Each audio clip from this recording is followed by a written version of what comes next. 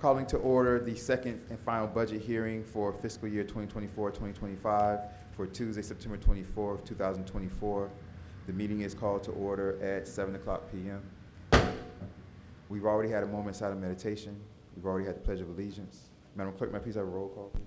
Roll call, Mayor Nickerson. Here. Vice Mayor Perrella. Here. Councilperson Urban. Present. Councilperson Lightfoot Ward. Yes. Councilperson Martin. Present. Also present for the record, Janice Jacoby, Village Clerk, Cristiano, Village Manager, and Attorney Geller. Thank you very much. Appreciate that. Do you have a motion to approve the agenda? So moved. Thank you very much. Moved by Councilperson Martin. Do you have a second? I will second. Second by Councilperson Urban. All in favor say aye. Aye. Hold on a minute, point of order. Is that resolution number, is that the resolution on the, tell me which one we're looking at, 'cause I'm looking. We're doing the second budget hearing. It's resolutions F1 and F2. It's the final adoption of the ad valorem and then the final adoption of the budget for second. Just give me a second.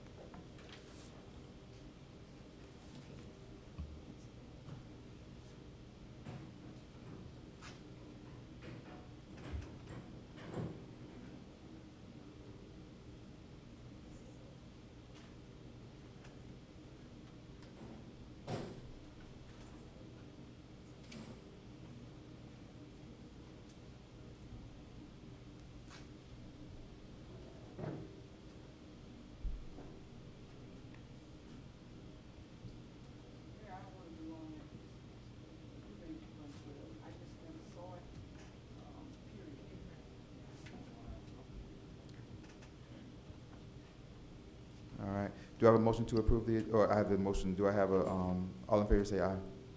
Aye. Aye. All opposed say nay. Hearing none, motion, the agenda is approved. Next is good and welfare. Any resident, you guys have a chance right now to come up and talk about anything about the budget in particular through good and welfare. I will actually also give you guys a chance to talk a little bit later if you want to. But if anybody has any questions about the budget, you guys can come up right now. Say your name and address for the record. You have 3 minutes to speak. Mayor, if I may. Yes. please. I had not a question about the budget, but I had a motion to make. Okay, you want to get out of good and welfare first, and then we get to the Okay. to resolutions. No, Sure. no problem. No problem. Vice Mayor Perrella. All right. Seeing none. All right. So we're going to go to the resolutions, you guys. As we're entering the resolutions, Vice Mayor Perrella, you had something you wanted to say?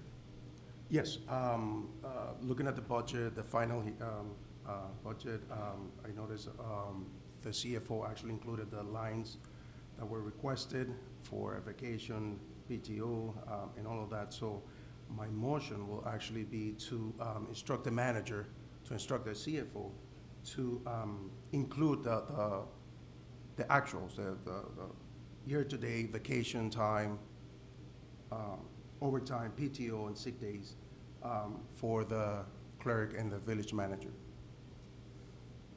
Okay. I'm gonna turn that over to Attorney Geller. Attorney Geller, if I may. And the CFO and. That's an appropriate motion. It should be directed to Resolution F2, the budget resolution, which is the second one we'll get to. So when that resolution is read and introduced, then is the time to make the motion, and then the mayor will, ask for the second, and you guys can consider the motion. But that's an appropriate motion to make on the budget item. Okay, sounds great. Thank you. Very much. All right, so let's get through F1. We'll come right back to that during F2. F1, Yes, sir. Attorney Geller, if you can read that in. Resolution number 2024-20, final adoption of ad valorem, second reading, the tax rate for 2024-25. A resolution of the Mayor and Village Council of the Village of El Portal, Florida, Miami-Dade County, Florida, adopting the final levying of ad valorem taxes of 8.3000 mils, which is more than the rollback rate of 7.3290 mils by 13.25% for the Village of El Portal, Miami-Dade County for fiscal year 2024-25, providing for incorporation of recitals, providing for an effective date. All right. So this is just adoption of the ad valorem, you guys. The budget is the next agenda item. Do you have a motion to adopt the ad valorem? Yes, before I make the motion, I just, again, especially with the size of the audience we have, I want to take this opportunity to be very clear that the millage rate has not gone up.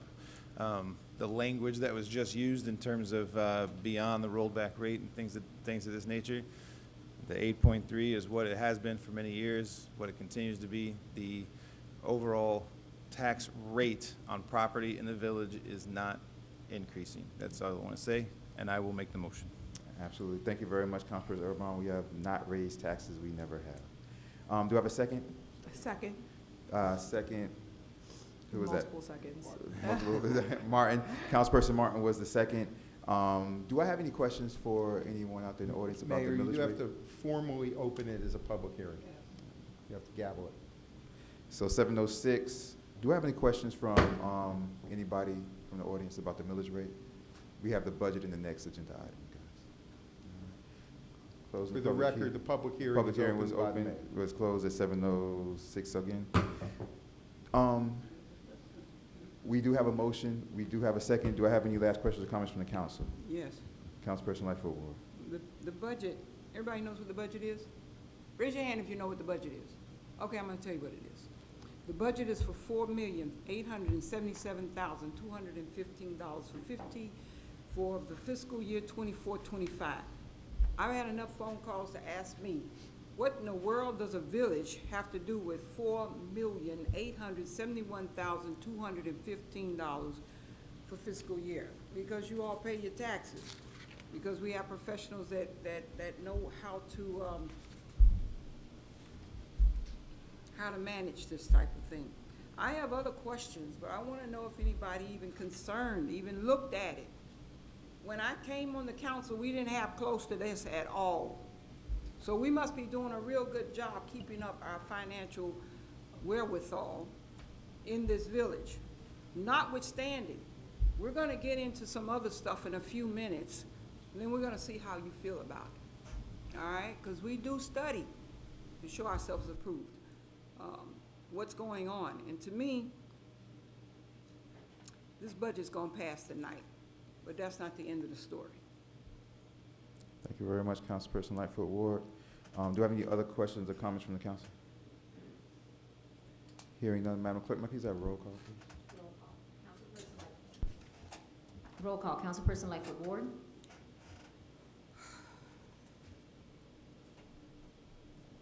Yes. Councilperson Martin. Yes. Councilperson Urban. Yes. Vice Mayor Perella. Yes. Mayor Nickerson. Yes. Motion passes 5-0. Thank you very much. Attorney Geller, can you please read F2 into the record? Yes, sir. Resolution number 2024-21. Final adoption of the budget for fiscal year 2024-25, second reading.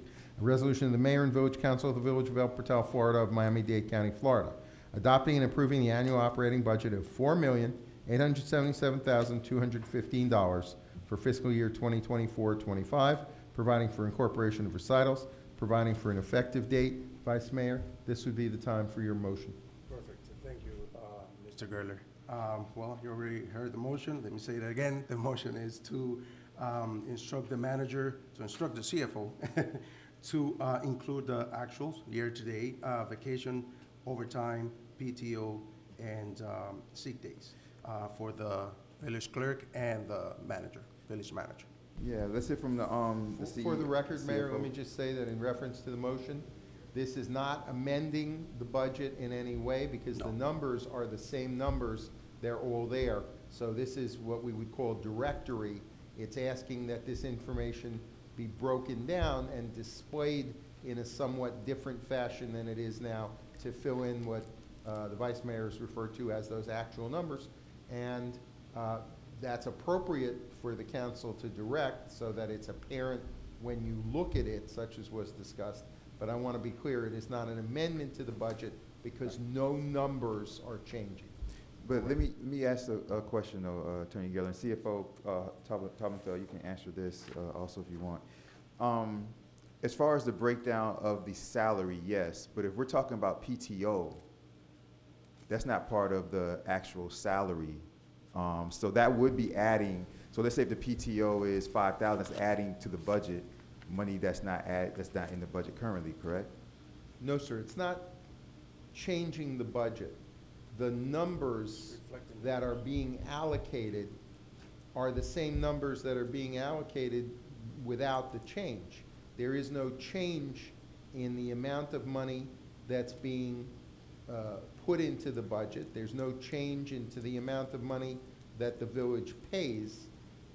It I see what just you're saying. reflects an I see what you're saying. accrual that exists under our personnel rules.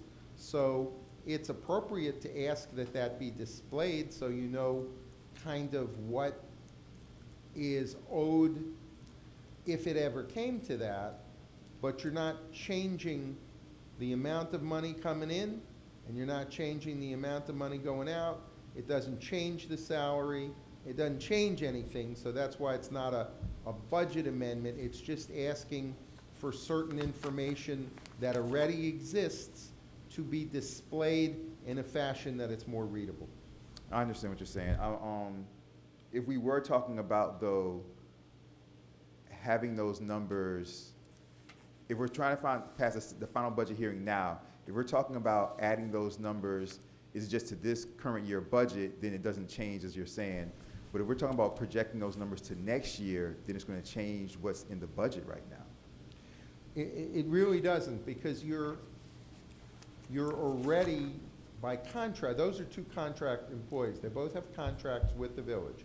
And it says that for each dollar of salary, they get like a minute of vacation or something like that. Maybe not for each dollar, maybe it's for, they get a second of vacation, whatever the numbers work out. But that's already specified, that's added automatically, but it does not change what the village is paying. It's already contracted that they receive certain benefits. It's the same really as if you voted that from now on you want to take Arbor Day and add it as a holiday. You're not changing anybody's salary. You're not changing anything. You might change some benefit. If you voted that you were going to increase the health insurance to, a higher percentage or something, that would be a change in your budget. But things that you're already doing that are already fixed by their contract and they just accrue, that doesn't change, in my opinion at least. I'll certainly yield to the CFO, but in my opinion, from the legal end of it, it does not change the budget in any way, because you're not paying anything that's not already encompassed in the budget. It's just making it easier to read and understand what the implications are. So if I might, Mayor, let me yield to Mr. Taubenfeld. Yeah, let me jump in real quick. I understand what you're saying, like the money is the money as a whole. I understand what you're saying, but what I'm saying is, if in the budget that we're trying to adopt right now, if we have $20,000 as a line item for tree trimming, and we have a certain amount of money as a line item for something else, now we're going to say, okay, let's put the PTO in here. Okay, the PTO is $10,000. Okay, well, one of those line items has to be changed. Either we have to take $10,000 away from this line item or $10,000 away from that line item, because we're putting something in there that doesn't show per line item. Because right now, if you add up all the line items, along with the reserve of general fund, it all adds up to whatever the whole of the budget is. The things you're talking about, though, this isn't the kind of change that you said where with a vendor or something. This is just what the contracts come to, but it's not money that the village owes today. It's not money that the village is called upon to pay at this time. It's not like if you have a bank loan and you have to put in the bank loans due on the first of every month because it's due. But these numbers are not owed at this time. They're just an accrual of benefits, but the village isn't called upon to be paying them unless some contingent circumstance. I think we're talking about two different things, because you're talking about the current fiscal year, right, 2023, 2024. I'm talking about the adoption of the budget for next fiscal year, 2024, 2025. All of those line items have already been done. So what I'm saying is, it's like, if we have now new line items and one's gonna say PTO, if we're showing these line items, unless they're coming out of the salary itself, like the salary line item is there right now. Okay, now we can deduct from the salary line item to create these other line items, vacation line item, holiday pay line item. But the PTO line item, that's not part of regular salary. But it's not owed. But if we're going to make a line item for it for a projection for the new budget, that line, the money from that line item for PTO has to come from another line item. I have to defer to the CFO on this matter. What the mayor is suggesting is for future, right, if we create a line item for the PTO, well, let me back up a minute. My understanding is with the PTO that it creates a liability, but the manager and/or clerk can cash the PTO at any point in time. So you could budget for it. So this is what the mayor is saying. If we budget for it, yes, it doesn't necessarily guarantee that the employee is going to cash out their PTO, but they do have that option to cash out that PTO. So if if we do have that possibility, then we create a new line item, we budget for it, and then at that point, you're creating an imbalanced budget because, like you said, PTO is not something that could happen, so it's not, it's not something that's currently in the budget. To me, it is what's called a contingent liability. It's a liability that is not, it's not budgeted for because it's not expected to arise during the year. Only if some other act occurs does it become a liability. It's not a present liability. It is only a contingent liability. And until and unless the contingency happens, if you budgeted for it, you would be budgeting a surplus. I mean, both of these employees have been here for quite a number of years. If you'd budgeted for that every year, you'd be essentially budgeting for a surplus every year because the contingency has not arisen, and there's no telling when the contingency might arise. And whether they end up cashing it out or go some other route or whatever happens, you don't know in next year's budget or the following year's budget or the following year's budget that it's going to arise. So to the extent that the village wants to be aware that there is this possible contingent liability and to have that displayed, which I think is the vice mayor's motion, that's certainly proper. But if you budgeted for it next year and then budgeted for it the year after and then the year after that, and the clerk and the manager are still here, you would have been budgeting money for an expense that didn't exist. But listen, maybe it's a matter of and if I may, semantics. Mr. Mayor, yeah, my thing is like, for example, I just, as far as like the clerk's salary, that it went up, but it went up because it was included overtime and vacation and everything that was owed to her, right? For what we just, or some of the hours that were, included in there. It's salary and the increase, and I think also the days, the holidays. The holidays. You see, so it's, thank you, Madam Clerk. So I just want to see a forecast and see how many hours are here, how many hours are there. Last year, after the budget was passed, then we started discussing the manager's PTO. And it was, if I remember correctly, it was over $45,000, something like that. So I don't know how much it was. I don't know if it was last year or the year before, but it was after that. So where did that money came from? If we didn't put it on the budget as a line item to, like a future. But let me pay try and answer that, Vice Mayor. of the The answer is PTO, this. right. Let's say you have, I don't know what the actual numbers are and how much, but suppose you have 10 days of personal time off, 10 days of, call it vacation, although it's not, it's used for other things. It can be used to go to the doctor or whatever. If you have 10 days. If you have 10 days of vacation and you go on vacation for 10 days, which you kept getting your salary, even though you weren't working that day, because that's your vacation.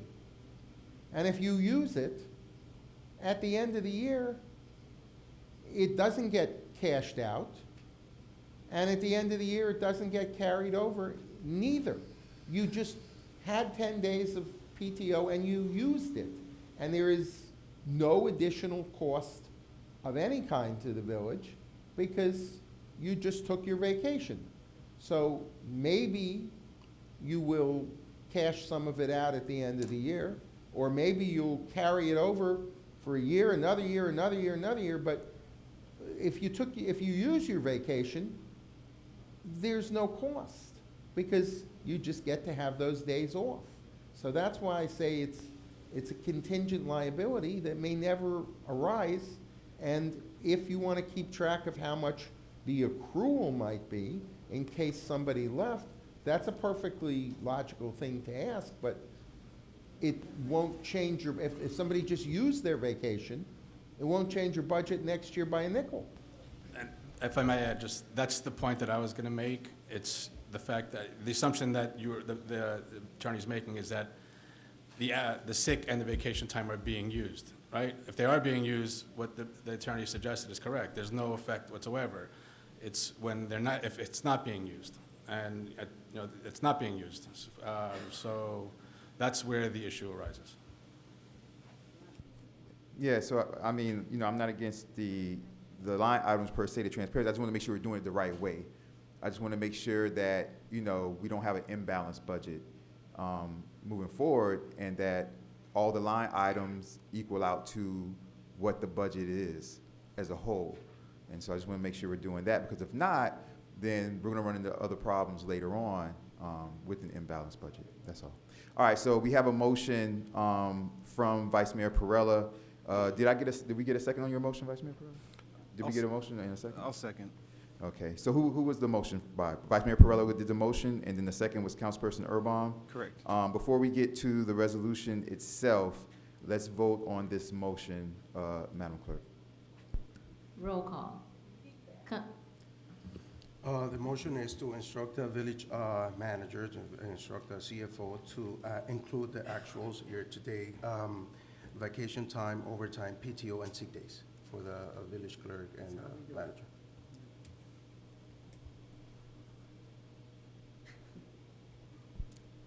Let's go ahead with the roll call. Madam Clerk.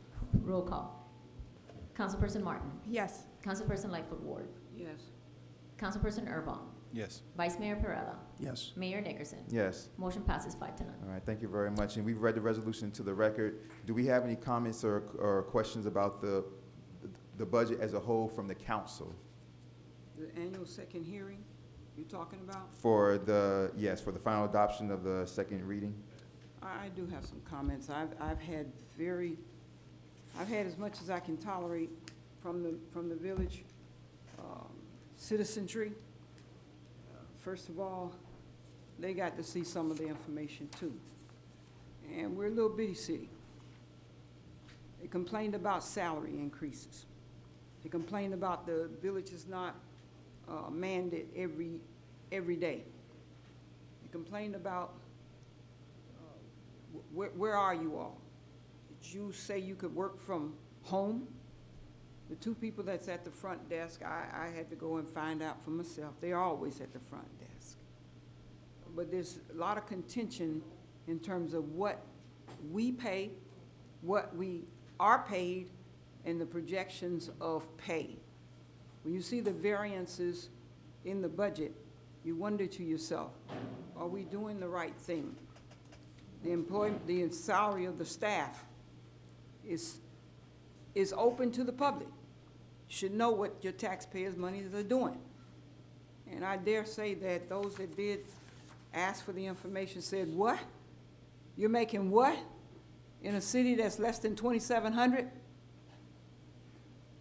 Those are things that we have overlooked. There was a time, people, that we didn't have a good budget. We did not have what we needed. But I have to add that question too.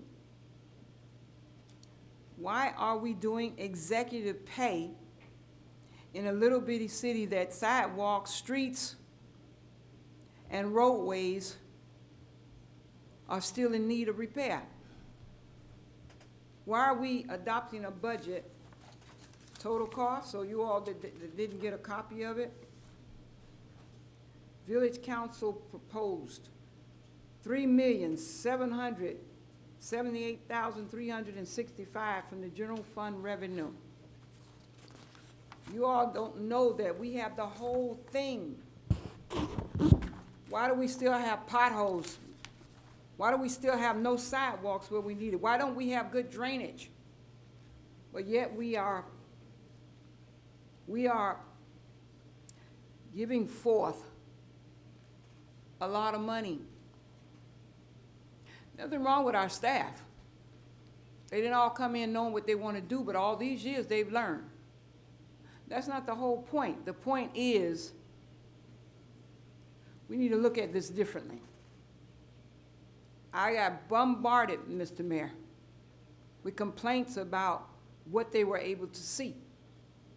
It's not a secret. You want to know what planning and zoning have, you want to know what the salaries are, you want to know, all you have to do is ask. And now we're in this situation where it looks like we're a millionaire city. We are not. I don't know when the last time this room was painted. I can go on and on. I have a real serious problem with the people telling us this is not fair. And I believe they're right. This is not fair. If I said to everyone, did everybody get a copy of this? Did you even look for it? And you see the salaries themselves, it'll blow you away. It will blow you away from a city this small. So I'm very concerned about this. And if they gotta quit, they gotta quit. I did it. I was them. I was the people once upon a time, and I did quit. You don't want to pay me, I'll go where people can pay me what I want, but it's always a bigger city. This is a tiny little city.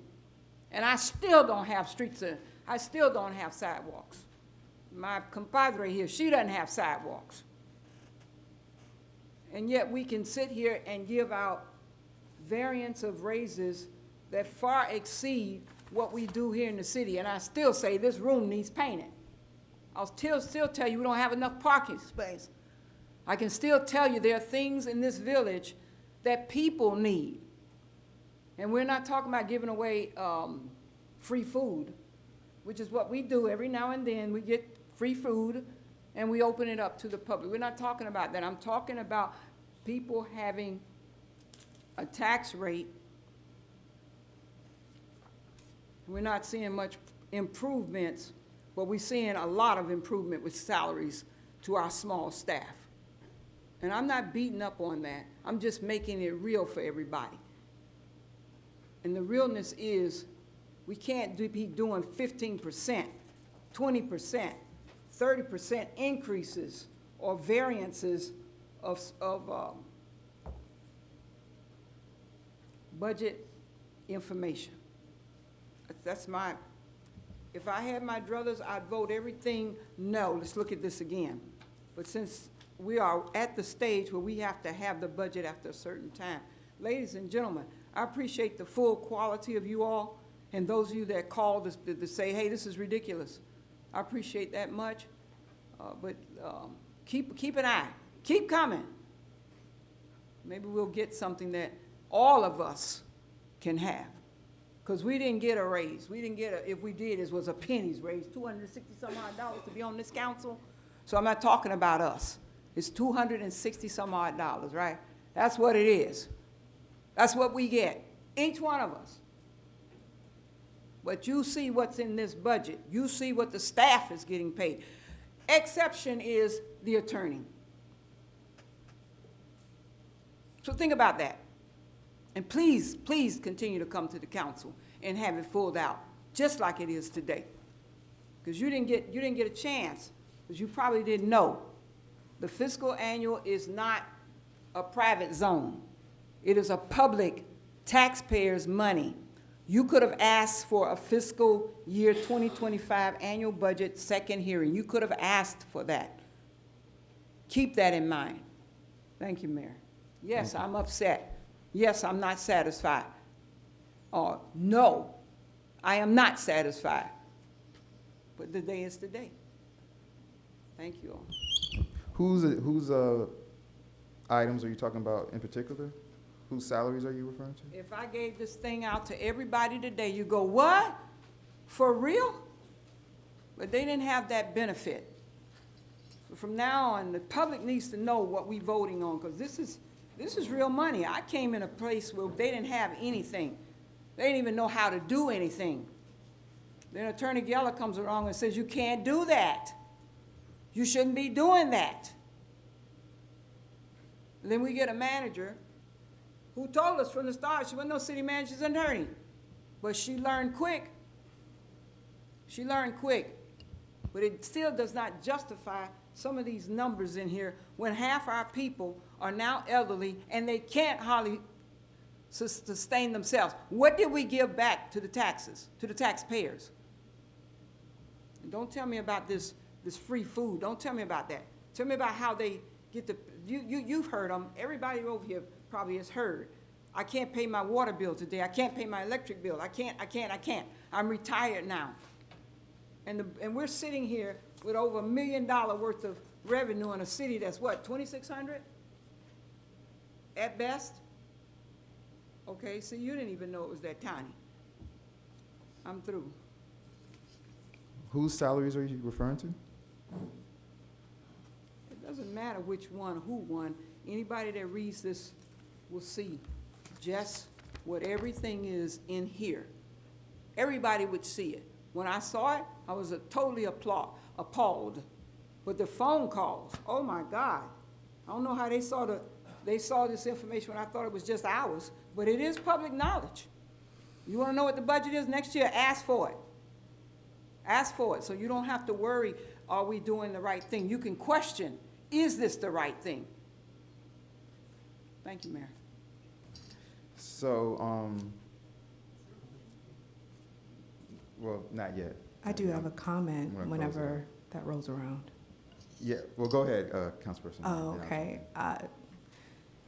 So it's a nuanced feeling that I have about the salary increases. I do think everything is more expensive, so to remain competitive and retain the staff that you are pleased with, or to attract new talent, you need to make sure those salaries are competitive. And I do think that the professionals that work in El Portal are in the unique position that they are multiple department heads in one. So we don't have a marketing department. We have the clerk that we send things to, and she sends things out. We don't necessarily have the typical departments that you would see. So you have a city manager and a city clerk that wear multiple different hats. And I think that is a drain on any professional, and you do need to incentivize them. And people, by and large, they come to work to get paid, so the salaries need to be commensurate with what we're asking them to do. So when I look at the increase, I look at other municipalities, some similarly sized, and I don't think that ours is outsized, but I also think that we are in a very unique position where we ask a lot of the staff that we do have in-house. But also, with that being said, I do think that when you do have a salary that is attractive, and you are competitive with other municipalities, you also look to those professionals to give you the results that you want. So I think that it is appropriate for residents, for council members to say, well, hey, now that we have brought the salary up to the level of like an established city manager, an established city clerk, what are we getting? What are the results that we want? And if those are subpar, we need to hear that from the residents. We need to speak about that amongst the council as far as whether or not we're getting what we're paying for.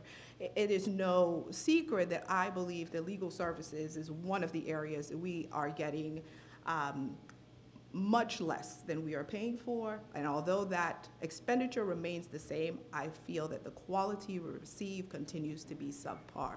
And I think that that's something we can talk about fairly. If someone wants to talk about city management, city clerk, that's something we can speak about fairly. But I think those two issues should be bifurcated.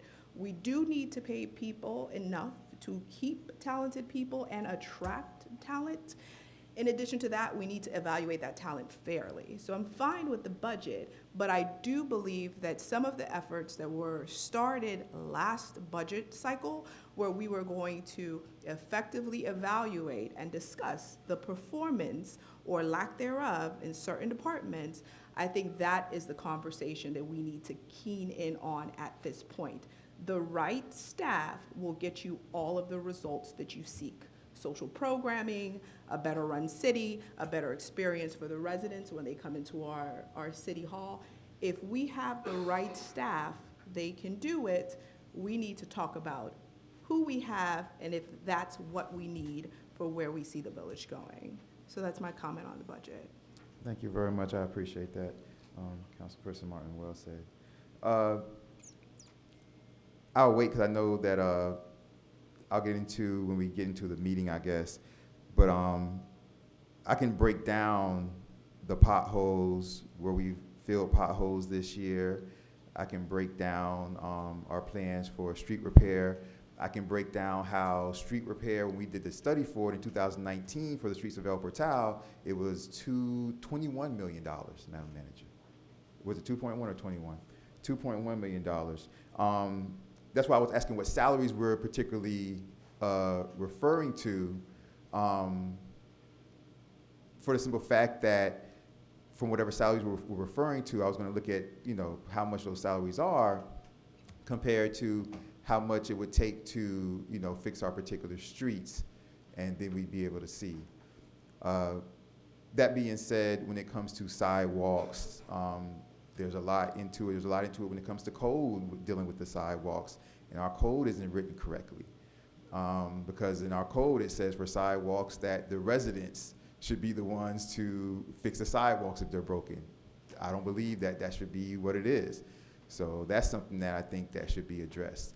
When it comes to sidewalk extension, I mentioned last time that we were getting $800,000 to extend the 87th Street sidewalk west from Northeast 2nd Avenue going west.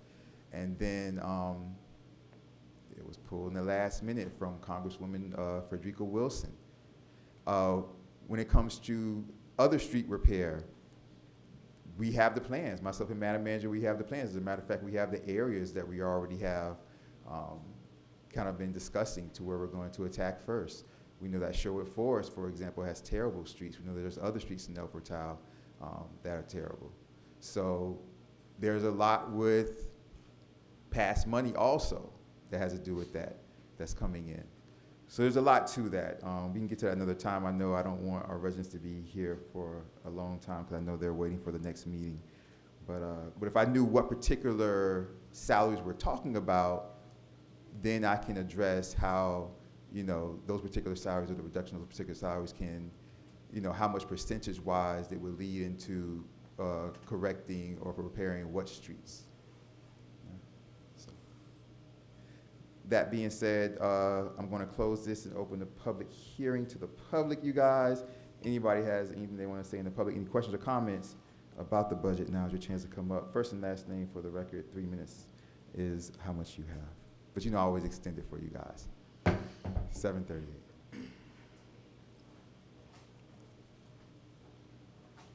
Pascal DePool, 177 Northwest 90th Street. We do get the budget in an email. We do see that as residents, and if we agree or disagree on whatever line items are in there, it's our fault that this is not being addressed until now. So it's not just like this gets jumped on us. If we're interested in it, I think that it's up to us to look through it and be interested enough to call you guys and come up and talk to you before the second reading. Thank you, Mr. Dupont. Anyone else? Come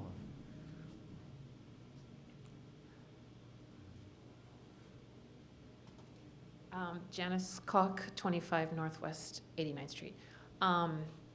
Yeah, right, like we all needed to be more involved earlier. I sat today and watched past meetings, and you guys did question a lot of things, and at first I thought, oh, how is no one saying anything? And you guys did, you talked about it. Now, did it go that far? I don't think so. But what I found out was that you had a workshop meeting on a Tuesday night.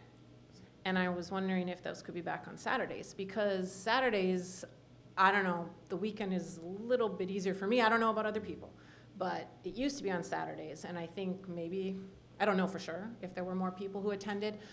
I can't imagine after COVID. I mean, I haven't been around either. I've been away, and then back again, so I don't know, like, the participation level, the days that things are being held at. But when you said at one of the meetings, you said, listen, this is usually held on a Saturday. And for me, I was like, yeah, it used to be. And I remember being there. So maybe that would help us and having more time. I don't know. I haven't had the time. I was really busy watching those meetings and looking at the budget and trying to figure out things. And it is a little shocking to see the percentages of the salaries. And I think we know what salaries are upsetting people. I don't know if it's justified or not. I can't speak to that. Whether it's comparing to another municipality or not, what's being done. I was just wondering too, I remember when Janice was first hired and the salary was really low and we were all fighting for her. And what I'm thinking though is her position still part-time? And why isn't it a full-time if she's putting in all these hours? And I don't know about overtime and, isn't it better to have a 40-hour work week? I don't know what the 30 hours is and then how much overtime she's putting in for us, but maybe she should be a full-time employee? I don't know. I just wanted to state that. No, thank you very much. Okay. The reason why I remember, when I came in as mayor, thank you very much, Ms. Cohen. When I came in as mayor, we did have the first budget hearing on Saturday. We had a couple budget hearings on a Saturday. But if you guys remember, especially the ones we had on Zoom at first, it was just us. Like, we didn't have one attendee on a Saturday. The reason why Tuesday nights is kind of like something that we always try to gear towards is because Tuesday nights is something that you guys are used to as far as our meetings are always on Tuesday nights. So it's like, okay, Tuesdays, kind of like government night. It's kind of like our meetings are always on Tuesdays. Even our committee meetings are on Tuesdays. Our council meetings are on Tuesdays. If we usually have a special meeting, it's usually a Tuesday. So I was like, okay, maybe Tuesdays, if they see Tuesday, they're like, okay, well, I know that's like, our Elbert Town has meetings on Tuesdays. So that's kind of the reason why we kind of put it on Tuesdays. But we can consider that for next year. Mr. Mayor, I think the resident was talking about the workshops. And it's No, that's what I'm talking about. Yeah, so the workshop It's is, always good to have two, like one on a weekday and one on Saturday when you get more participation of other parents or other, residents. yeah, but That's fair, yeah. no, I hear you. Thank you, Mr. Vice Mayor. What my point is, though, is that when we did have the meetings on the Saturdays, not one person showed up. And so my point is that my idea was on Tuesdays, even a workshop, it's kind of like the idea of like El Portal handles its government meetings on Tuesdays because they're all on Tuesdays. So I was trying to kind of spark in everybody's mind like, okay, Tuesday, oh yeah, El Portal does do their things on Tuesdays type of thing or whatever. So that's all. Mr. Mayor, if I may. Yes, Councilperson. I'm intrigued by that thought of like frequency, right? But also maybe the mode. Is there a way that we can just kind of have people chime in almost like a virtual focus group where they can just kind of drop a quick line about what it is they are concerned about if they do look at this budget item, and maybe during the meeting, those people that can't attend in person at least can have those thoughts kind of read out into the record so we know what it is that people are thinking about. Absolutely. So what we can do is for next year, we can do one of two things. We can either go fully back to Zoom, where people can just join from their homes, right? And see if this time, we get participation. Or we can do, which is more expensive, we can do the hybrid meeting, which is where we come here, we meet here, but we have our friends at Full Moon have a separate camera that live streams also, and then we can turn the TV on, and if anybody wants to come in, through Zoom, they can just come in on the screen and ask their questions in real time. That's another option that we can consider for next That's year. a little more time consuming and monetary as well, but I agree with Councilwoman Martin. I've seen it in other municipalities where they send the agenda a week before, and then people, or a few days before, and people just have the option to drop in those questions and then, read them here and then answer those questions. That'll be a great idea, or no? They don't do both. They either do it that everybody participates that way, or they come in person and speak. They don't do both, because I have inquired about that before.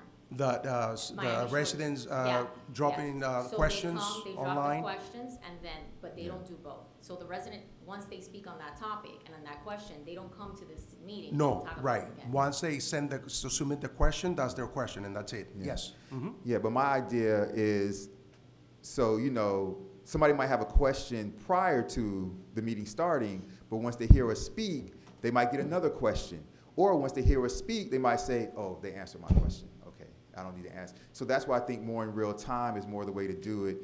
So I think that what we should do is either, next year go strictly back to pure virtual, just all on Zoom, and people can join from their homes, or we do some type of hybrid where we're here, but we have them be able to chime in on Zoom, and that way people that want to show up, they can be, so we have people that can want to show up, they can be here. We have people that want to be here through Zoom, they can be here through Zoom, and everybody can talk in real time so that they can get their questions answered. Their questions might be answered when we start speaking. They might have new questions once we start speaking, and then everything could be handled in real time. Thank you very much. Appreciate it. I think we should do all of the above. You want to avoid the feeling that something is being forced down Absolutely. someone's throat. So if it's just a matter of us collecting that feedback, and then also the spend for the hybrid meeting, I think that that's a good spend to make sure everyone's comfortable with what's happening. Absolutely. So. Yeah, I agree. Mayor, may I? Yes. To answer Janice Cock. I don't know if you were aware, I left for 6 months. My position was open for 6 months due to unfortunate events here. But you can ask the mayor, and the mayor can answer. It was open for 6 months. I even facilitated for the president of the clerks of Dade County to send it around for any clerk. And how many people applied for the job? We got 6 months in, and it got so bad that I reached out to Clerk Jacoby, even though she wasn't working here anymore, to help us out, and she went through the president of the Miami-Dade clerks to help us out and try to find us somebody. And because El Portal still pays the lowest, and because we were the lowest paid and stuff like that, what we were getting, Madam Manager, when they heard clerk, Target, individual. Oh, what's their Target? Oh, I used to work I work at Target, Walmart. I work at Walmart. That's all we were getting. Every single resume we were getting were all I used to be assistant manager at Kmart. Oh, it was all of that. And then we were finally fortunate to bring her back. So Not only that, when I got back, I had to keep those 6 months because nothing was done for 6 months. nothing. So I had to bring it back to speed Yeah. and keep current. Yeah, absolutely. Thank you very much. Anybody else from the audience? Okay. Oh, yeah, come on.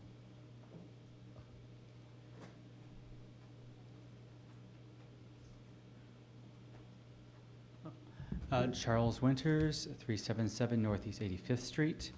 I just wanted to pull up a few things on what Mr. Perella said with the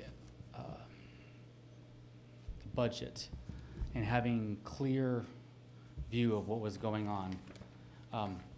In our government, we need full transparency, right? So we need to have the breakdown. And of course, we were all a little confused when we had everything 0% on there. We know you get it and you deserve it. So everything I'm saying, by the way, is nothing against you guys. I like you guys. You're doing great. But after doing a lot of research, they are actually some of the lowest paid in Miami-Dade. At West Miami manager makes $137,000, Biscayne Park 103, Miami Springs 155,000, North Miami 246,000, all the way to 245, 340, 350,000 in Miami Beach. There's managers out there that are making 3 times what our manager makes, and they are larger cities, but we do have we're getting kind of a deal for what we're paying. Now, when you look in terms of actually population to the price we're paying, we are spending a little bit more, but we also have them running the entire things with 2 people, and every other municipality has dozens of people or more trying to run them. So I just wanted to say that there are numbers out there that are being thrown around, and I want everyone to know that, yes, they're being paid a lot, but they're also be paying the least amount in actual Miami-Dade County. The second thing I wanted to say while I was up here, Councilperson Martin made a comment, and I don't want to step on any toes here, but as she was saying, the legal services we're getting much less than we're paying for. I looked over Mr. Geller and he was sleeping.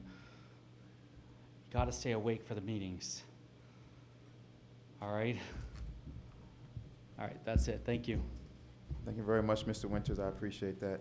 Also wanted to say, just kind of piggyback on what Mr. Winters is saying, as far as the manager salaries and clerk salaries from other places, not only are we one of the, we're, amongst the lowest paid, but those other places, Madam Clerk, Madam Manager, they have deputy clerks, and they have deputy managers, and they have assistant managers. So for those other places, you have to take the manager's pay and the assistant manager's pay and add those up, because it's basically two managers that they have.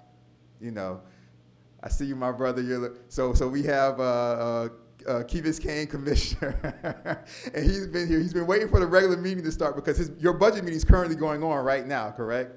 There you go. Do you have a deputy clerk, a deputy manager, assistant manager? No, we have a chief of staff. You have a chief of staff also. So there you go. So they have other individuals, and your manager gets paid how much? I would say maybe 210,000. 210. So, yeah. And your chief of staff? I got to see what we just changed one. I'm guessing they probably get maybe 130. 130 for your chief of staff and 210 for your. So there you go. So, How big the city is? For about 15,000. yeah. You're not close. Like I was saying, that's not all. Also, what you have to look at is and let me just say this. A lot of people look at it like this, where the size of a city kind of matches to where you're not doing as much work. That's not true. Because I'm here on a daily basis. You guys can come here and see me pretty much every day. The size of the city, the stuff, when I go to other municipalities' meetings, which I do all the time, when I go to other meetings for the state mayor associations, the national mayor associations, the mayors think I am insane that I do my own flyers, walk them around, hang them door to door on every door handle. They think I have lost my mind, that I give out my real number. I'm always here working, always available. They're like, no other mayor does this stuff. But in El Portal, you have to put in more work. So our clerk does things other clerks don't even do, right, Clerk Jacoby? That they don't even do. None of them are gonna come in on a Saturday, forget about it, just because somebody else, no. They don't. Our manager does work that other managers don't even do, don't even come close to doing. So because it's like, oh, we're small, then, they should get paid like it's 1989. But our residents still want us to run like a professional government, even though we're small. So we had to do things like change the whole way we do the front desk when I came in as mayor. Because before, we would hire people. But because we pay such a small amount, we would hire people at the front desk. They find a job at City of Miami, or they find a job at Miami Gardens, or they find a job in Hialeah. We hire them, we would train them, they'd be working the front desk for 3 months. They find a better job, paying more money. Then Manager Lou then has to get resumes again. So now we used to have residents being like, man, I put my permit in like 6 months ago. I haven't heard nothing back yet. Oh, that's my bad, because we lost our person. We've been looking at resumes for the past month. None of those people are qualified, so we're still looking for resumes. But we outsource now our front desk. That was my idea. Manager Lou's. Now we have a professional front desk, to where it's outsourced. So now if somebody's missing or somebody calls out or something like that, it's up to the company, and they replace the person right then and there, the same day. We outsource our public works. It's not a surprise that our police department is completely revamped. Safer than ever. We were talking about, somebody was saying, what are we giving back to the community?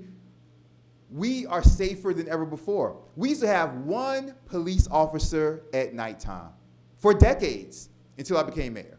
One. Now we have 3, up to 4 sometimes at nighttime.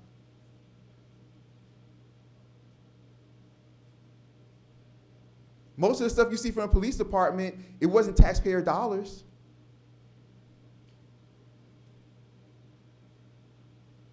So we've given a lot back to our community. Now, we do have to fix other things, streets and stuff like that. Like I said, it's been a long time. We try to get to the next meeting. I know y'all are like itching. I know, how's your budget meeting going over there? How's it? You got any texts or everything's all right over there in Key Biscayne? All right. Mr. Dreyer, I think you stood up also. You wanted to come up and say something.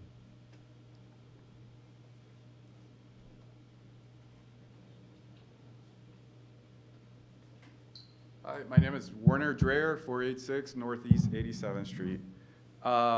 So kind of the background that I share here, it's a little bit very maybe unique. I've been attending here, been emailing you guys, the council, for the last maybe 3 years.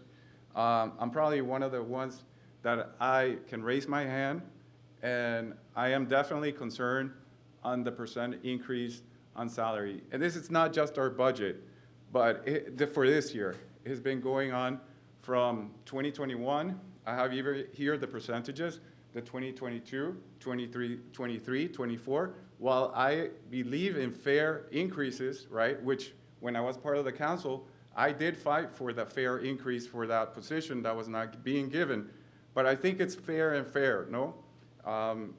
Based on, I'm not sure if everybody has gotten a printout, but based on what we're projecting for the upcoming year, it's a 15% salary increase. And this is not just to pinpoint at a person or their performance, but when you see a specific part-time position, the salary, including the FRS, is higher than the position of the CFO, I'm sorry, the legal, that puts it in question. Also, when you see that part-time position, and this, again, I'm not picking on the person, nothing to do with the performance, but when you see the budget, the increase in the salary and the current pay, the proposed pay, is in addition higher than the chief of police, including the FRS and the overtime, that puts me a little bit uneasy.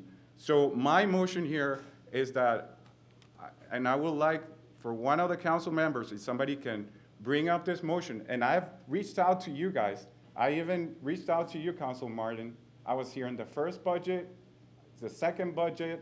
I texted you, I emailed you, and there has been no response as of today. I understand we all are busy here. I made my time to come out here, right? We all have lives, but my motion is, and I thank you very much for the rest who answered those calls, right? Made themselves available. But my motion here, which I think it's a fair promotion here, it's give a 5% increase to the man manager and to the clerk, be fair enough for us, the residents, based on the Consumer Price Index report, that inflation already has been mitigated to 2%. Also, the residents, the income here in El Portal does not compare to the, I'm so sorry, to the Key Biscayne, and also to the tax ad valorem that Key Biscayne receives based on the property. Our property right now, our tax ad valorem is $2.4 million. I don't know if that, and that's what we pay for our staff here. I know our staff does a great job. I know I bug them a lot with the street light repairs, but I thank you for that. I've thanked that. I've thanked to the clerk as well. I appreciate you guys, but I think fair is fair. I haven't seen a job where you're getting here year after year, one example, a 20% increase. That was another year, another 15% increase. And this year, another 15% increase which I was in the last meeting, and it was very exhausting here because I was requesting for the breakdown of that overtime position to see what is the PTO, the overtime, and it was such a hard issue here to get that to reflect on the budget. And here on the budget that we have, it's still, at least for the residents, there's no values entered. So I feel there needs to be some fair transparency. And for that reason, I think I'm going to ask again, one of the council members raised their hands who believes that there be a 5% increase on to the position of the clerk and the manager. That's all I have to say here. Yeah. Thank If you. somebody could raise their hand. Thank you. It's been great what you guys all said, but again, everything stays in fluid air. If there's not a motion made in place here, you can say anything to everybody here, but you all know the motion is the key power you guys have as council people. Yeah, let me jump in real quick. Thank you very much. And I'm a little bit frustrated, as you can see, with this process, as far as the increase. Yeah, thank you very much, Thank you. Councilperson Dreher. All right, so let me just give an example here really quickly, you guys.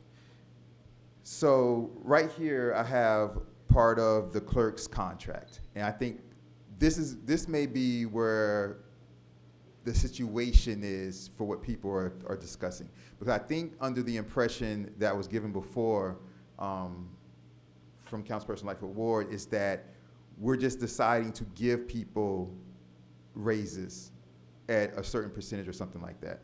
I'll explain the clerks in a second separately, but let me just say this real quick. So for the clerk and for the manager, in their contract, they have a 5% and 3% increase, okay?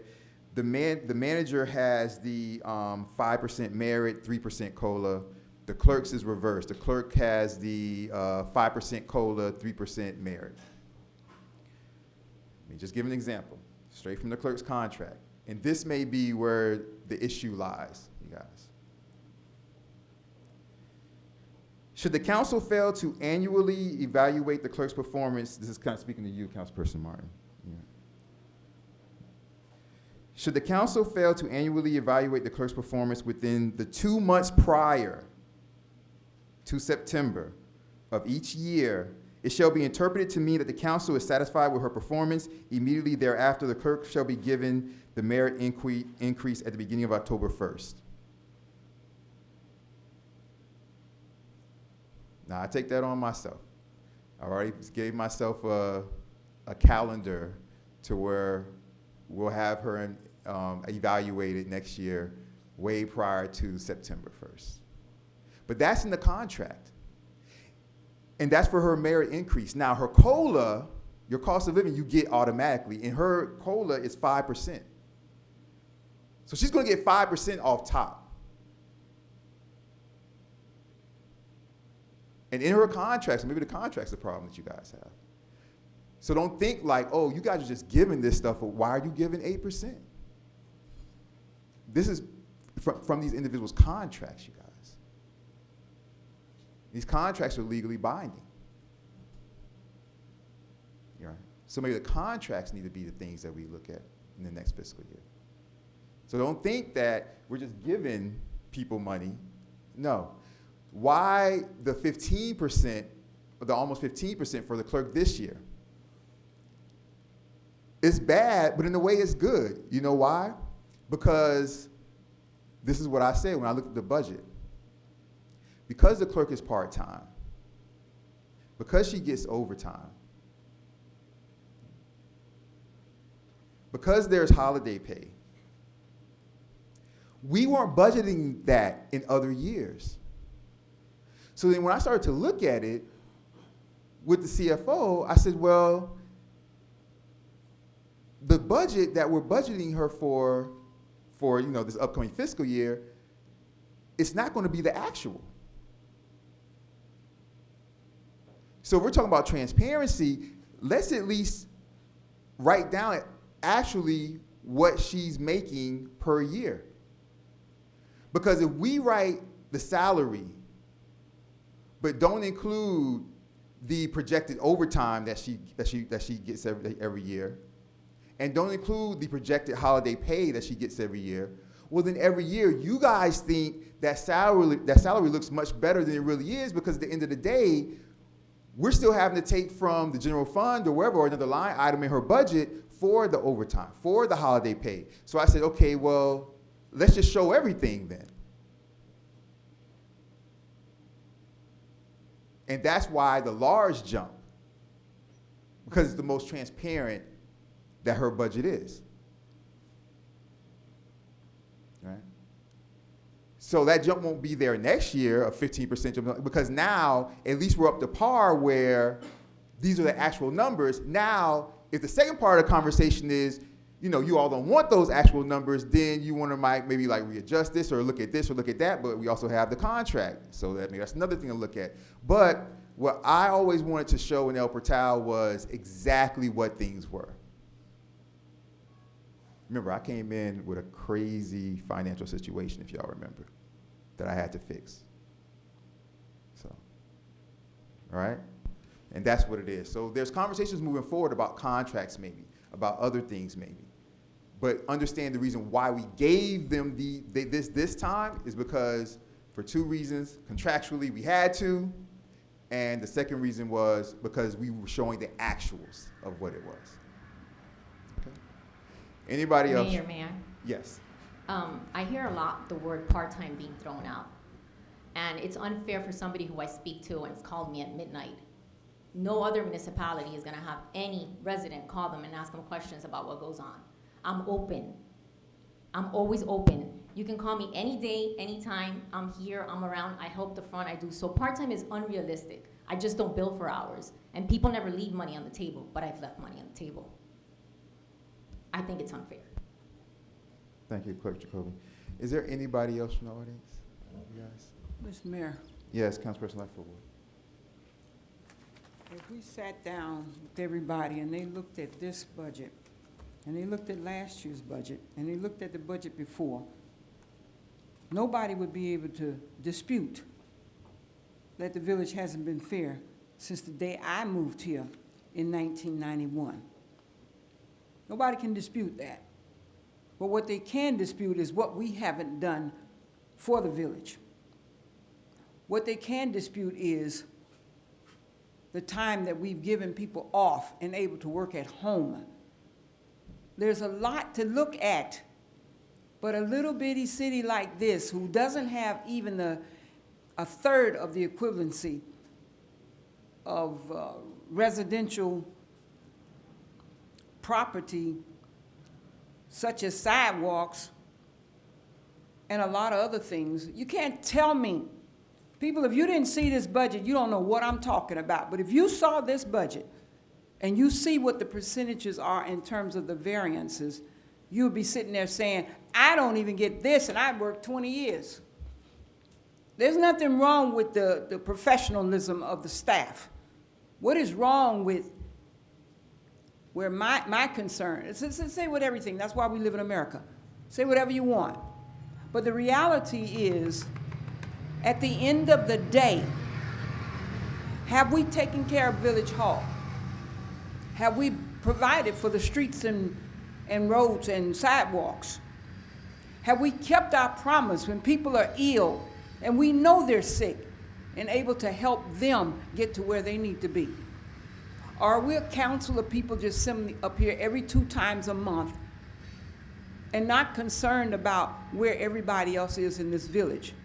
We pay heavy property taxes.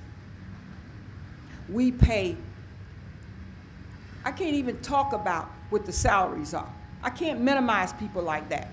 But I can say at some point, stuff has got to stop. We have lots in this village. You look around. I don't get the phone calls for nothing. I don't get them for nothing. People call, my driveway is flooded because of the sidewalk. My sewer line is told to have been placed in irregularly. We don't have anything for the public to come back and say, hey, we're making all this money. Can you help me? Do you have a subsidy here that I can get this done? We all live here. And I can tell you right now, my sewer system been fixed 3 times. Not because of something I did, but because it wasn't done the first time. It wasn't right the first time, okay? So when you're looking at this budget, at some point, I've been here a long time. 1991 is a long time. I've been here a long time, and I've been on the council a long time. When you look at this budget, and then you look at your own self, what you make, and what kind of job you have, and what they're paying you, especially if you're working for government, which I did most of my life, then you tell me why we don't have a resource fund, for instance, $190,000. You know what that $190,000 is still waiting out there for? What we haven't done with the CITT. It's just sitting out there. So I got a phone call because I used to be a member of the CITT, the Citizens Independent Transportation Trust. So people look at it. I would expect that one day you all come in because like Warner, you have a copy in your hand. You saying, what the, no, none of that, no profanity. What is this you're talking about? You didn't get to see it. But once you get to see it, then you'll question, what are we doing?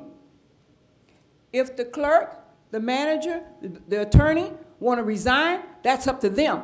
But we have to do things in this village to change what I've seen since I've been here since 1991, and it still ain't changed. And where do you live, Dr. Ward? 415 Northwest 88th Terrace, on the corner. No sidewalks, no drainage, no proficiency drainage. So think about that, people. And next year, don't you wait until the council meeting. You get you a copy of this. This is public knowledge. This is your tax-paying money. Then you will see what we're talking about. Some of us agree, and the five of us, we don't. Because we don't sit down and talk to each other. It's not supposed to be that way. But we can come in here and say, what salary is this? 300%?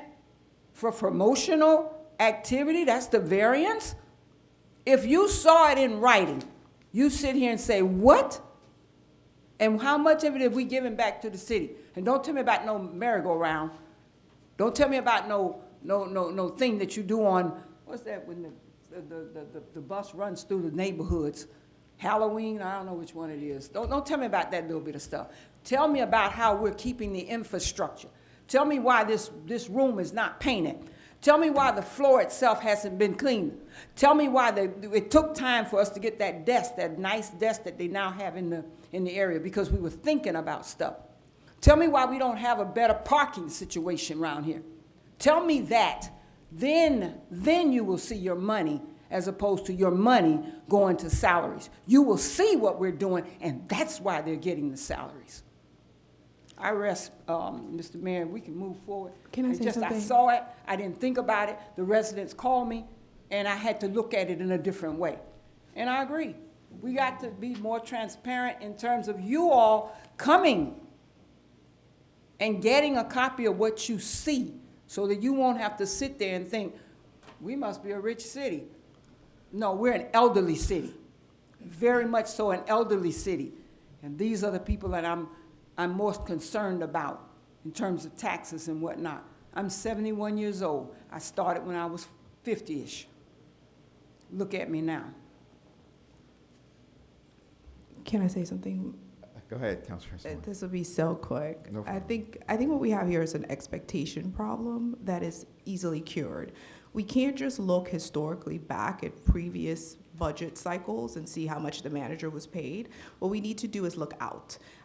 Look at other municipalities, similar to what Mr. Winters was suggesting. Look at other municipalities and see how much their city managers and city clerks are being paid. I know these are somewhat obscure jobs, that people don't quite know what a city manager or a city clerk does, but these are highly specialized positions. And I know you might see the salary and think to yourself, well, wow. But it's because the manager is an attorney, and the manager also has gone to countless courses on how to be a city manager, and the manager is responsible for a $4 million budget. And there's a lot that goes into that. And if you look at other city managers, this is the equivalent of being a CEO. There is a lot that goes into it, and what you don't want is a budget city manager. You want somebody that is able to do the job. And the job here in the village of El Portal is quite encompassing. There is no chief of staff. There is the manager, and she is responsible of keeping this thing going. So what you don't want is a manager that is willing to take $75,000, and this is the first time they've done it, and they don't quite know what this is. That would be problematic for the village in a whole different way. We can engage in the conversation about whether this manager is doing what we want her to do, but like I said before, that is an evaluation issue that I think we should embark upon, not necessarily an issue with the salaries. If everyone would just go home and Google other cities' budgets, you can pick small ones or big ones, look at the number as to how much the city manager and the city clerk is being paid, then you would get an idea of really what we're talking about. I think what we've been doing in the past budget cycles is kind of curing the issue, which the issue was we had a woefully underpaid city manager, and we didn't want her to up and leave, and for us to have to onboard someone else, because I tell you what, no good city manager would take that job paying, what was it, $75,000. No one was signing up for that, not a single one, not one that you would want.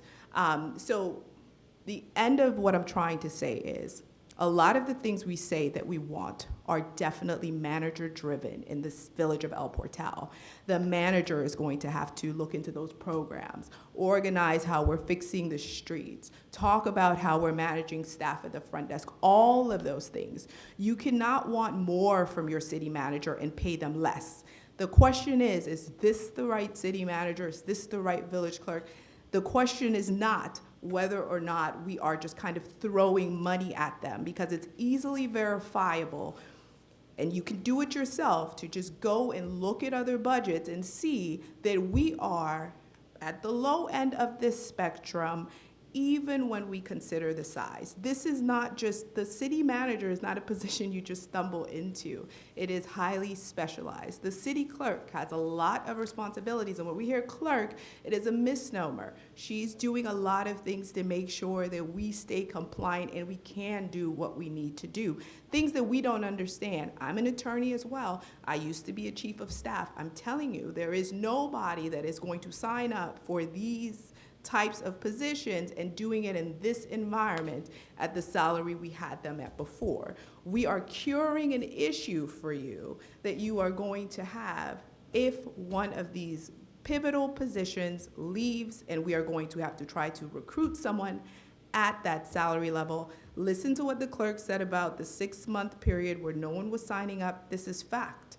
These are facts that we are telling you. So you can let somebody kind of put you in the mixer and like stir you up because you're looking at the past budget cycles, but what we really need to be doing is looking out in the current climate as to what makes us competitive. We say we want development. We say we want all of these things. We want to revitalize Northeast 2nd Avenue. We need somebody who knows how to do these things. These things are very, very specialized. I'm gonna finish. In addition to that, I lost my train of thought. Yes, I was absent for the budget, where's Mr. Dreher? The budget workshop and the first budget meeting. I had a family emergency. These things happen. However, I stay apprised of the budget. I'm in constant contact with the manager. And if you want to reach out to me again, you'll have more luck this time. That's the end of my comments. Thank you very much, Councilperson Martin. The only thing I'll say, is there anybody else from the audience, you guys? Come on up. And while he's coming up, the only thing I'll say, and I might address it after that, but I do want to move on to the next meeting. But let me just say that there was a slew of misinformation from Councilperson Lightfoot Ward. Some of the stuff that she brought up, I had already addressed. Like, I already went through the whole clerk thing, right? I went through the whole situation. And she's still asking why are they getting the biggest, that big percentage. The only person who's getting the big percentage is the clerk. The manager's percentage is 8. It's her 5 and her 3. So the only person who's getting the big percentage is the clerk. And I already addressed it. And she still keeps bringing up the same thing over and over. And she keeps bringing up the streets. And I've addressed it already. I can address it again, but I'd be wasting everybody's time. But maybe I should. I don't know. Go ahead, Mr. Hi, Pace. Omar. How you How are doing? I'm Noel Pace, 206 Northwest 91st Street, but more importantly, I'm a proprietor, one of the proprietors of Miss Claudia's Village Academy at 8661 Northeast 2nd Avenue. You know, I hear the commentary tonight, and I mean, I know that resources are tight, okay, but we want to retain quality personnel. One of the areas that I think probably could have, we talk about opportunity. That's a big topic right now, even in the national media. El Portal has some great real estate and has an opportunity to have some businesses like revitalizing Northeast 2nd Avenue, like the new project that are being done on the river and so on. A lot of these communities, we're trying to compare apples and pineapples, right? A lot of the communities we're comparing ourselves to in terms of the scale and scope, and remember, there's a certain, basically necessary things that have to happen with any government. Doesn't matter if it's 100 people, 1,000 people, or 10,000 people. There's that relevant range that has to be met. One of those areas that we should really look at more is creating some sort of process or incentives, or maybe loosening some regulation or whatever you want to call it, to encourage more business here in El Portal. Why? Because those businesses generate tax dollars. Those tax dollars can then be used to retain quality personnel to help run the town better. We're unfortunate. I mean, I attended a special master hearing this morning, okay? Our business was cited for a noise violation in the middle of the workday at a nursery school, okay, for music being played, somehow disturbing the peace of a neighbor that I guess is now working from home or something to that effect. I mean, I don't know if they actually have a registered business or what they're doing, but in the end, like, that isn't probably the best way to encourage business, especially when they're on Main Street according to the Dade County Code, and trying to, take care of the community's kids so their parents can work and earn money to pay all these taxes that we're constantly doing. So I just think it's something that, we need to balance it. Yes, maybe the community is getting older. Sure, but that's a choice, right? I think we probably need to really look at how we're looking at businesses, what our code is, and how we can encourage. I mean, hey, there's a reason why that church hasn't been developed, okay? I mean, for whatever reason, the numbers, the facts, the situation just haven't been, robust enough to say, hey, this is worth a good return on investment, and people are going to put their, investment capital into doing something there, right? I mean, in the past, that facility was a nonprofit, so they didn't pay taxes. But now there's a big plan to develop it. But hey, that's going to require probably some changes to the code. Okay, there's going to be entertainment, there's going to be music, there's going to be people, but that's what development, requires. So hopefully it's something you guys can look at. That's all. Thank you. Thank you very much. Absolutely, that's something that I know Councilperson Erbaum is looking into, and something that we'll be looking into going forward. I think that, and let me just say, our community is well diverse, age-wise, well diverse. As a matter of fact, the newest and fastest growing demographic of our community is young families. So, and they're growing really, really fast throughout our community, that demographic. So that being said, is there anyone else, and I hear what you're saying, Colonel Pace, and there needs to be, realistic conversations about what we deem our business corridors. And should our business corridors be held at the same standard of our residential codes? I mean, do we not want businesses? So how you doing, Scott? It's all good. I love you, my brother. All right, so anybody else from the audience? Scott is like, no noise ever. I don't care who it is. All right. Yeah, I'm about to. Seeing none, you guys, close the public hearing, 8:24. All right, we already have the motion and second from the council for the budget? I know we did the amendment for Vice Mayor Perella. No, you don't have There's no motion on the table right now. Okay. I do have a 3-minute comment if I could real quick. Go ahead. Okay, I'll start a timer. All right, so I want to go back to Dr. Lightfoot Ward's original comments and see if I can get down to the heart of what the issue is. It seems to me that her primary concern is that we do have an aging population, and that aging population has a right to live in the property that they've been living in for as long as they've been living in it, and not be forced out through taxation or increased utilities. So you're dealing with a population of people who are on a fixed income. I think this is the entire crux of how we went down the last hour of conversation, to be perfectly honest. So my suggestion, which I will be making in October as we get into the new fiscal year, but I think by bringing back the Admin and Finance Committee, we can accomplish council reviews of the 3 chartered positions, attorney, manager, and clerk, so that by the time budget season rolls around each year, those reviews would be complete and on file. And I think that could come out of the Admin and Finance Committee meetings, seeing as those reviews are attached to salary increases or whatnot, right? Back to Dr. Lightfoot Ward's point, which I think the point is, it's frustrating to see allocation of resources when there is a population in need. And so I think that this goes to our reserve balance, among other things, but I do believe that we should have some manner, because we are a small village, we should have some manner of a subsidy program for fixed income residents who've been in their residence. You know, we can talk about all the details of qualifications of anyone who would qualify for these subsidies, but I do think that without mitigation, we are going to lose a lot of older residents who have absolutely every right to live in their home until it is their time. And so I'm I don't want to go down this rabbit hole, but I am a little bit curious about Colonel Pace's comment in terms of it's a choice having an older population. So it sounds to me like the choice would be, I don't see that there's a choice between either commercial development and younger families coming in or facilitating elderly residents to be able to stay in their homes. I don't think that's an either or. I believe, and Dr. Ward will correct me if I'm wrong, but I do believe that what her point was is we're looking at all this money that's coming, 14% overall increase of the budget.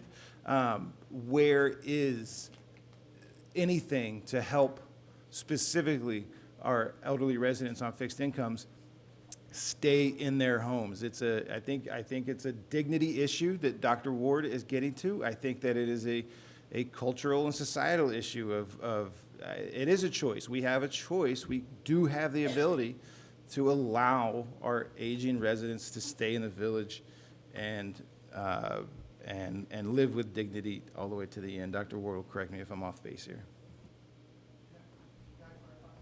Yeah, come on up. While he's coming up, let me just say this, though. Are we talking about social welfare? We're talking about fixed income residents who are facing a situation where even a modest increase in taxes is a significant percentage of what their fixed income is. But I think that the utilities is probably the larger issue, even beyond the annual taxes. And so I do think that I would agree that we should have something in place, even if it is nominal. It doesn't have to be a huge program, but there should be something in place to provide some manner of assistance specifically for, any economist can tell you that there's a strategy here to increase the tax base by driving elderly residents out so you can get the new properties purchased at a higher price to get a higher tax rate. It's an absolute strategy to drive elderly citizens out of a neighborhood to increase the tax base. Okay. I don't think I'm mixing words on that at all. So Noel Pace, we'll say my corporate address, 8661 Northeast 2nd Avenue. That's not the choice I was referring to. My elderly father is going to be 86 years old in November, okay? So definitely don't want to drive elderly out of the community. What I'm saying is we have choices to make of how we can help them, okay? How we can help our staff, how we can help the community, all right? There's only a fixed amount of revenue that comes in through property tax. There are other ways of raising revenue to help the community. One is obviously through capitalism and entrepreneurship and through businesses. We have zoned areas. I think that we probably need to relook, how accessible those areas are and what we can do to help, encourage business at them to help the community, which will give us more ends and more resources to help the people that you're talking about. Because, hey, those elderly people, they did their thing. They paid in, okay? They worked, all right? Society's obviously changed, but now, we do respect those people. We respect the young, we respect the old. Those are our most vulnerable population, but we have the ability as a collective here to make choices to gain more resources. It comes down to doing the hard work and looking at all the facts, and that's my point. Thank you. Very much.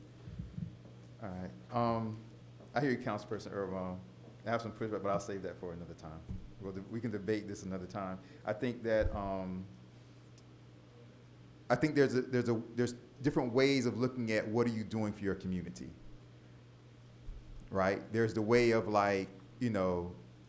giving back as far as social programs or social welfare, like we subsidize individuals in a way. But there's other ways of improving the community and getting the community where it needs to be and giving them what they need. And those things I'll touch on another time. All right. Any last questions or comments from the council about this? Hearing none. Do I have a motion to approve resolution F2? So moved. Moved by I think Lightfoot Ward. Councilperson Urban, and second was Councilperson Lightfoot Ward. Madam Clerk, may I please have a roll call, please? Roll call. Councilperson Martin. Yes. Councilperson Lightfoot Ward. Yes. Councilperson Urban. Yes. Vice Mayor Perella. Yes. Mayor Nickerson. Yes. Motion passes 5-0. Thank you very much. I appreciate that. Do I have a motion to adjourn? Moved by Councilperson Urban, second by Councilperson, who's the second? Vice Mayor Perella. All in favor say aye. Aye. All opposed say nay. Hearing none. The second and final budget hearing for El Portal for Tuesday, September 24th, 2024 is adjourned at 8:32 p.m. We're going right into